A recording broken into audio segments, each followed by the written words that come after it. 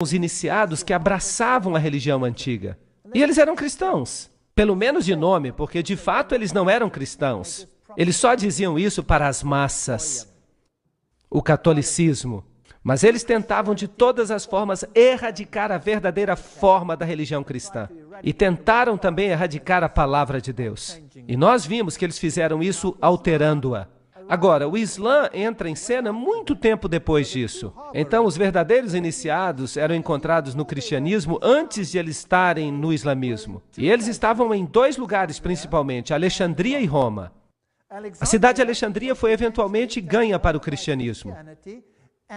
E o bastião, aquela grande biblioteca, foi eventualmente destruída. Então, a sede da religião ocultista se tornou a cidade de Roma. Então, Roma, basicamente, é a sede de todo o conhecimento oculto antigo, mesmo antes da chegada do islamismo à cena. Isso é um fato. E esse antigo ocultismo tinha um inimigo potente. Quem era o inimigo? O cristianismo. O cristianismo estava crescendo em todos os lugares onde os discípulos o ensinaram. O cristianismo estava crescendo no coração do Oriente Médio, na Ásia Menor, até os confins da Índia, diz a Bíblia, no norte da África. Nesses lugares, a verdadeira doutrina cristã prevaleceu. Guardavam o sábado. Só em Alexandria e Roma não se guardava o sábado. Alexandria logo desapareceu como sede e o sábado não era guardado em Roma. É uma história interessante. Então, o símbolo que o catolicismo usa é a estrela e a lua em forma de foice. E notem que esta estrela é exatamente igual à que é usada no islamismo. Não é interessante? Eu fico imaginando quem fez a outra surgir. Obviamente, quem veio primeiro faz surgir quem veio depois, e não quem veio depois faz surgir quem veio primeiro. Não está certo? Então, no catolicismo, nós encontramos uma meia-lua, uma lua em forma de foice com as divindades dentro. E nós descobrimos que Maria se torna a substituta de Jesus como mediatriz de todas as graças. O único mediador do cristianismo é substituído por Maria. Aqui, neste mosteiro católico, Cristo coloca a cruz de espinhos na cabeça de Maria e ela tem os buracos de prego na mão. E sempre representam a Maria saindo de uma caverna. Os antigos deuses sempre saíam de cavernas. Loyola, o jesuíta, recebeu toda a sua informação numa caverna. E é interessante que Maomé também recebeu toda a sua informação em uma caverna. Isso é paganismo. Isso nada tem que ver com o cristianismo. E nós vemos nos países islâmicos, esta daqui, há uma estrutura estranha aqui e uma estátua de Maria sobre ela. Maria teria feito uma aparição ali como uma pequena gazela. Mas antes de o rei a abater, a gazela se transformou em Maria, que lhe disse que construísse ali um mosteiro. E ele fez isso. Aqui está o mosteiro, bem no alto de uma colina. Agora, eu sempre fico interessado quando encontro um mosteiro no alto de uma colina, porque as colinas elevadas eram o lugar de adoração do paganismo. Era onde faziam os sacrifícios aos deuses pagãos. É interessante que todas as catedrais do mundo foram construídas em locais pagãos. Até mesmo o Vaticano. O Vaticano foi construído num lugar pagão de adoração. Nada mudou. Então, quando eu cheguei até este lugar, no Oriente Médio, então eu comecei a procurar pelos lugares antigos de adoração e eu estava certo. Aqui, por exemplo, estão os 3 arcos. Isso significa que havia sacrifícios antigos aos deuses pagãos aqui. E é interessante que Maria está sempre numa caverna. Em Fátima, ela está numa caverna. Em Lourdes, ela está numa caverna. E o Papa faz visitas a essas cavernas. E ele adora nessas cavernas. Assim como Osíris representava o sol no folclore egípcio, Ísis representava a lua. Mas a verdade é que Osíris representa o macho, os poderes ativos e generadores da natureza, enquanto Ísis representava os poderes femininos passivos ou prolíficos. Então isso tudo é um tipo de adoração à natureza. E essas pessoas ficariam felizes na Gruta da Boêmia, adorando as árvores. A revelação templária identifica Ísis como a Madonna Negra. A autoridade para fazer isso vem do antigo líder do priorado de Sião. O culto da Madonna Negra é central para o priorado de Sião. Para eles, pelo menos, não há dúvida alguma sobre o significado da Madonna Negra. Osíris, vejam vocês, era branco e preto. Ele era adorado como negro e adorado como branco. E Maria é adorada como uma Madonna Negra e uma Madonna branca. Então nós temos todas essas nuances interessantes. Os hititas também usavam o símbolo da meia-lua e da divindade solar. E este símbolo é usado hoje nada mais, nada menos do que pelas Nações Unidas. Vamos fazer uma viagem até um país islâmico hoje. Aqui está uma catedral católica em Amman. E eu estou tirando uma foto dessa catedral católica dentro de uma mesquita. E eu estou dentro da mesquita tirando uma foto dessa catedral católica que fica bem em frente dela. É interessante como a Igreja Católica e o islamismo ficam lado a lado em todos os países islâmicos. Todas as vezes eu fico surpreso de ver a mesquita e a catedral, uma do lado da outra. Mas se você souber que por trás dos bastidores, essas duas religiões são a mesma coisa. Então, se eu observo esse simbolismo, do lado de fora da Catedral Católica, eu tenho o símbolo do Sol. É o símbolo da adoração ao Sol. E a cruz, é claro, também símbolo do Deus solar. E aqui está o símbolo do Sol. Eu atravesso a rua e eu vou até a grande mesquita de Abdullah, uma das melhores, construída pelo rei Abdullah. No portão você tem os símbolos do Sol. É o mesmo simbolismo, a mesma religião. E lá no alto aqui você tem o símbolo da meia-lua. O mesmo símbolo que a Igreja Católica tinha no relógio. Era um símbolo de Baal, ou Bel. Dentro da mesquita, claro, não há bancos, porque no islamismo você se ajoelha no chão, você se prostra ali. E se você observar essa cúpula gigantesca, você percebe os raios do sol. É um edifício magnífico.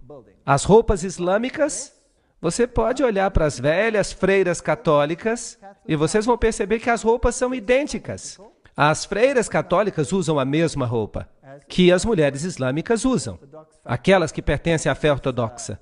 Aqui está a grande mesquita de Damasco, fascinante. Dentro da mesquita, lá dentro há este altar. E aqui está um homem islamita orando neste altar. Para quem que ele está orando? Será que é para Alá? Não, ele está adorando uma relíquia dos mortos. Porque este é o altar de ninguém mais nem menos do que João Batista. Agora, se você sabe alguma coisa a respeito dos joanitas, e nós já falamos deles, se você escuta o nome João, você pensa no joanismo e você pensa nas sociedades secretas. Tudo isso misturado nos bastidores. Eles alegam que aqui está a cabeça de João Batista. Então, neste altar islâmico, em Damasco, é a mesquita mais velha e mais ilustre do mundo. Aliás, naquele país. E eles dizem que ali está a cabeça de João Batista, mas felizmente a Igreja Católica tem uma igreja que diz que tem o braço de João Batista. Eu fico dizendo que eles deviam se combinar para formar o corpo de João Batista de novo. Por trás dos bastidores, tudo é a mesma coisa. Dentro da mesquita, as mulheres, elas não são muito importantes. Elas ficam relegadas aos lados, os homens ficam no centro. Estão orando ali com uma espécie de terço, e no catolicismo você também usa o terço. Você usa o rosário. O islamismo é uma religião muito solene. Alguns dos sons dessa grande mesquita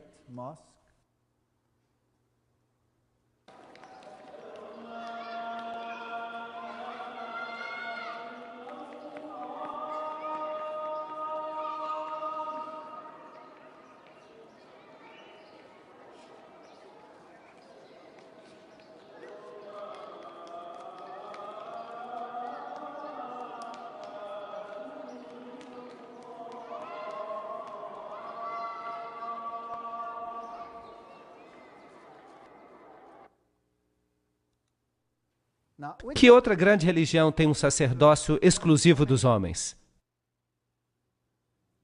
A Igreja Católica Romana. Tudo é o mesmo. E aqui você tem a mesma posição no mundo islâmico. O olho que tudo vê do islamismo Esta é uma estrutura muito proeminente que é usada em todo o islamismo. E você não vai encontrar um único táxi sequer num país muçulmano que não tenha um olho que tudo vê, usado como proteção. E é claro que também é usado no catolicismo. Ele está no dólar americano e em todos esses lugares interessantes. Aqui está o olho de Hathor, o olho de Osíris.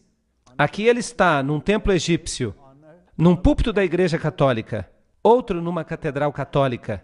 O autor maçônico Carl Clary escreve: este é um dos mais antigos e mais difundidos símbolos que representam a Deus. Nós encontramos no Egito, na Índia, o olho aberto do Egito representava Osíris. Na Índia, Shiva é representado por um olho. E a enciclopédia da maçonaria diz que o olho que tudo vê é um importante símbolo do Ser Supremo, tomado emprestado pela maçonaria da antiguidade. No mesmo princípio, os egípcios representavam Osíris. Então, o islamismo usa este símbolo e o catolicismo usa este símbolo.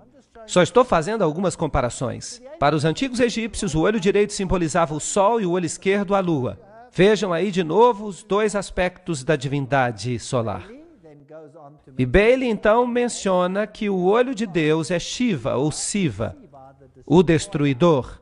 Lembre-se que Shiva é o deus hindu equivalente a Osíris. Shiva é também sinônimo de Satanás.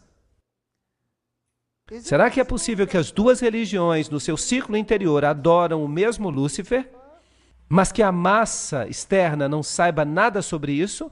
Mas quem é Baal? De acordo com a enciclopédia da maçonaria, quando os israelitas faziam uma de suas apostasias periódicas para a idolatria, Baal parece ter sido um dos seus ídolos favoritos. Em Tiro, Baal era o sol e Astarote a lua. Então nós temos toda a evidência que eles sabiam bem o que estavam fazendo. Não há nenhuma contradição aqui, pois Sete é o demônio egípcio e Shiva é o deus hindu da destruição. Os dois nomes, Sete e Shiva, são listados na Bíblia satânica como outro nome de Satanás. E Helena Petrovna Blavatsky afirma: agora temos que lembrar que Siva, Shiva, o Baal palestino, Moloque e Saturno são idênticos. Será possível que essas duas religiões tenham o mesmo mestre por trás dos bastidores e que as massas estão sendo enganadas, assim como acontece no catolicismo? São ótimas pessoas, mas são mantidas na ignorância.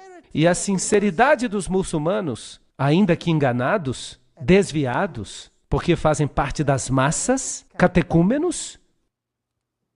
Helena Petrovna Blavatsky liga Sete a Satanás, Hermes, o deus da sabedoria, também chamado Tote, Tate, Sete e Satã. E no Antigo Egito, Sete era adorado com rituais obscenos e homossexuais. E eles construíram templos nos quais eles realizavam esses ritos homossexuais. Por exemplo, o templo de Luxor. Agora, eu tenho muitos slides do templo de Luxor. Eu fui lá e eu tirei muitas fotos naquele templo, mas eu não posso mostrar para vocês, porque são fotos bem safadas. Alguém aqui já foi até Luxor? Quando você chega a Luxor e vai para o muro, você descobre que o falo era muito importante. E as fotos não devem ser mostradas. Eu as tenho, mas eu não vou mostrar para vocês. Este é um antigo sítio pagão. O templo de Luxor é uma das grandes relíquias dos tempos antigos. Bem, aqui está a entrada. Oh, e o que é aquilo? Isso é uma mesquita. Onde que essa mesquita foi construída? Será que você quer dizer que a mesquita foi construída no templo de Luxor? Será isso possível? Então vamos dar uma olhada mais de perto. Sim, aí está ela. Ela está dentro do templo de Luxor. O que isso diz para você? Se você tivesse que construir uma igreja cristã hoje, será que você escolheria o antigo templo de Baal e construiria sua igreja dentro dele? Sim ou não? Não, claro que não. Agora, e se esta religião for a mesma que a religião antiga do velho culto a Lúcifer? Será que então você estaria disposto a fazer isso? Talvez, sim. Aí eles fizeram. Foi construída dentro do templo. Incrível. Sobre as ruínas. Agora vamos dar uma chegadinha no templo de Baal em outro país. No Líbano. Aí está ele. E deste lado, e este é um templo da mesma divindade, por falar nisso, o que é isso? É uma igreja católica romana. no mesmo sítio uma igreja católica. Aqui está a cruz e ali está o templo de Baal. Por que construir no mesmo sítio?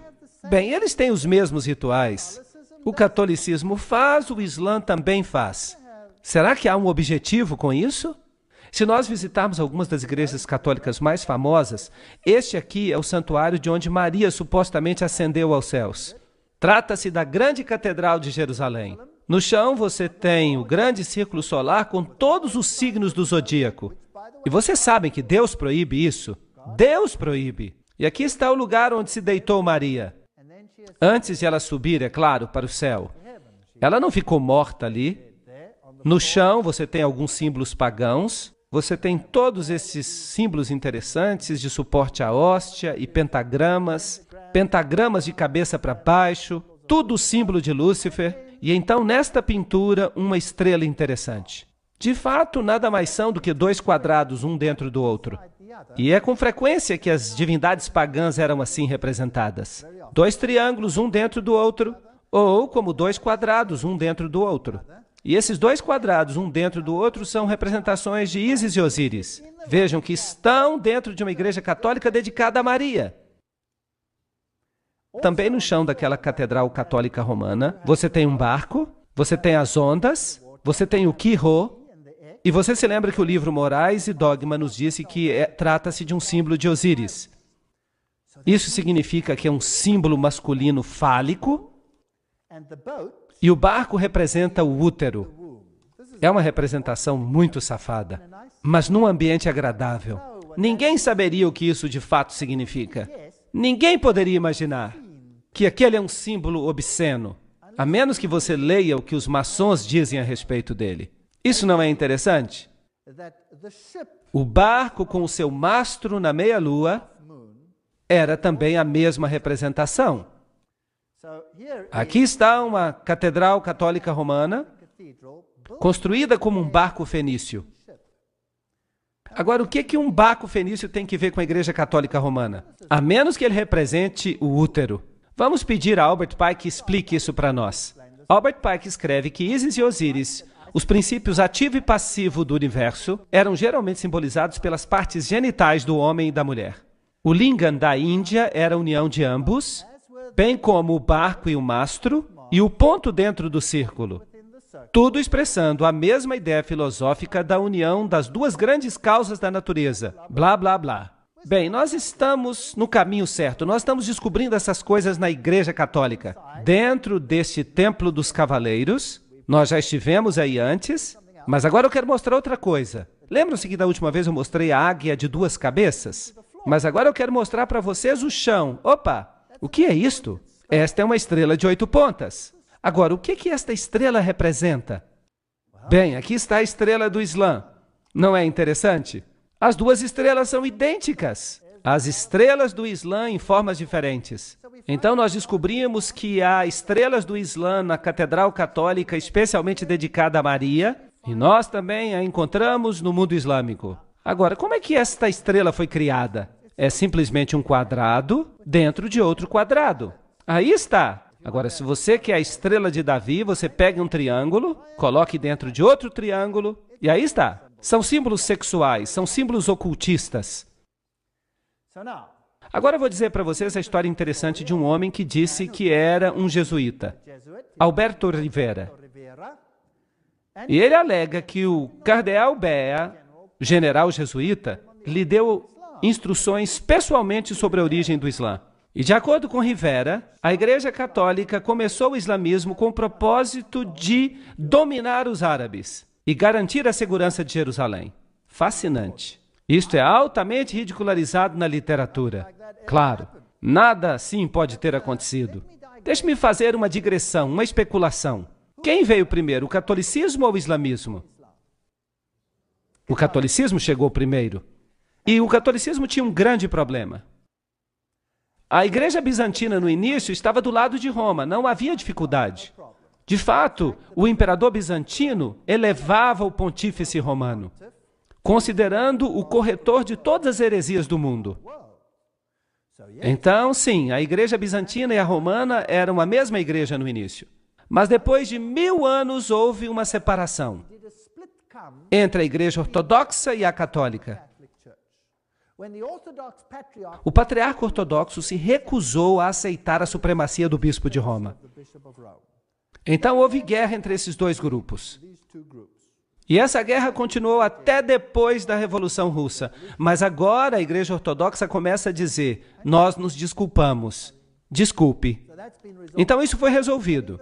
Mas nos primeiros séculos do domínio católico, qual foi o grande problema do catolicismo? Quem era o problema? Os verdadeiros cristãos. Os verdadeiros cristãos, porque o cristianismo tinha se espalhado no Oriente Médio.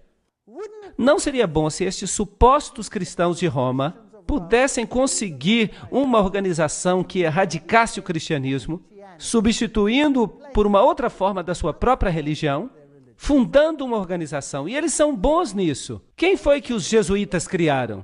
A maçonaria, para fazer sua obra. E eles então banem a maçonaria para que, se alguma coisa acontecesse, eles podiam dizer: bem, não fomos nós, foi a maçonaria. Ou então eles põem a culpa nos judeus. Não somos nós que governamos o mundo, são os judeus. É o sionismo, mas de fato é o catolicismo. Agora, se o mundo ocultista quer obter o controle e o mundo ocultista controla Roma, por que não ficar tudo sob o controle do ocultismo? Não seria interessante? Eu só estou especulando. Eu não posso provar isso. Eu só estou dizendo o que Rivera disse, mas infelizmente ninguém deu crédito a ele. Então vamos olhar o que está acontecendo. Fátima é um lugar muito interessante, porque no passado o islamismo controlou a Espanha e Portugal. E aqui está o Papa em frente da estátua de Fátima. E vejam que aqui está o Templo de Fátima. O membro do Vaticano, Dr. Malaquias Martin, disse que, baseado numa mensagem de Maria numa visita pessoal, o Papa João Paulo acredita que chegará o dia quando o coração do islamismo, já afinado com as figuras de Cristo e da mãe de Cristo, Maria, receberá a iluminação. Iluminação, eu gosto dessas palavras. Elas têm um som agradável que ele precisa, uma segunda Fátima, na qual eles o reconhecerão como vigário de Deus na terra. Então, quem precisa ser reconhecido como vigário de Deus? O Papa deve ser reconhecido como vigário de Deus. Então, com os companheiros de viagem, como a Igreja da Inglaterra, a Igreja Episcopal e outras semelhantes, o Papa poderá ser adorado como o Pai Santo e Infalível por mais da metade da população mundial. Eu gostaria de corrigi-lo. Toda a população mundial. Mas isso está além do que eu quero dizer. Agora, o islamismo primitivo, qual foi a área que ele ocupou? Esta área. Quem governava esta região? Quem a governava? Apenas o cristianismo. Antes da chegada do islamismo, aí estava o cristianismo. Mas então o islamismo passou a dominar essa região. E então, por volta de 750 depois de Cristo, o islamismo progrediu e tomou conta de toda essa região, inclusive da Espanha. Isto é fascinante. A Espanha e toda a região da Ásia Menor. Tudo controlado pelo Islã. Vocês sabiam quem governava a Espanha? Eram os visigodos. E os visigodos tinham um evangelho diferente do católico. Eles estavam mais alinhados com os ostrogodos, que de fato guardavam o sábado. Eram povos problemáticos que de alguma forma precisavam ser anulados, nem que fosse por um período de tempo. Eu estou especulando. 900 depois de Cristo. Ali vão eles para o norte da Espanha. Ali estavam os francos, que apoiavam muito o catolicismo. E vagarosamente o Islã começou a chegar. E toda essa região passou a ser controlada pelo Islã. 1100 depois de Cristo, eles já estão aqui no sul da Espanha. E vocês sabem que o sul da Espanha é mais independente do que o norte. Houve batalhas tremendas nessa região da Espanha.